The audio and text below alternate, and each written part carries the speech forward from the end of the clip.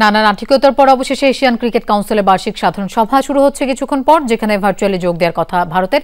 এ বিষয়ে জানবো আমাদের সহকর্মী হাসিনুর রহমানের কাছ থেকে। হাসিনুর, অবশেষে অনুষ্ঠিত হচ্ছে এজিএমের সভা, এশিয়া কাপ সহ আর কি কি বিষয় আলোচনা হতে পারে? এশিয়া কাপে আসলে এই সভার প্রধান আলোচ্য বিষয়, যেমনটি আপনি বলছিলেন যে ভারতীয় ক্রিকেট বোর্ড ভার্চুয়ালি অংশগ্রহণ করবে, শ্রীলঙ্কান ক্রিকেট বোর্ডও ভার্চুয়ালি অংশগ্রহণ করবে এবং বাকি যে 3 টেস্ট মেম্বার কান্ট্রি আছে তাদের প্রতিনিধিরা অলরেডি ঢাকায় আছেন। আফগানিস্তান ক্রিকেট বোর্ডের সিইও গতকালকে রাতে এসে পৌঁছেছেন ঢাকায়।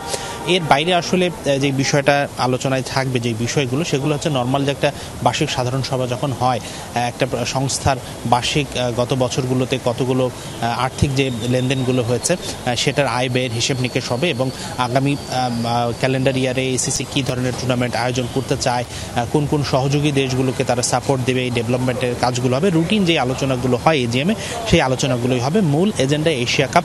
ভারত এই মিটিংয়ে অংশগ্রহণ করছে, তার মানে এই নয় যে তারা এশিয়া কাপ খেলছে। আমরা দেখেছি সাম্প্রতিক সাবেক ক্রিকেটারদের একটা টুর্নামেন্টে তারা পাকিস্তানের বিপক্ষে খেলতে অস্বীকৃতি জানিয়েছেন। এখন দেখা যাক ভারত যদি এই টুর্নামেন্টে অংশগ্রহণ করতে আগ্রহী হয় বা সম্মতি দেয়, তাহলে তো এশিয়া কাপ নিয়ে আর কোনো অনিশ্চয়তা নেই। কিন্তু ভারত যদি বলে যে তারা এই টুর্নামেন্টে অংশগ্রহণ করতে চায় না, তখনই আসবে জটিল পাঠটা।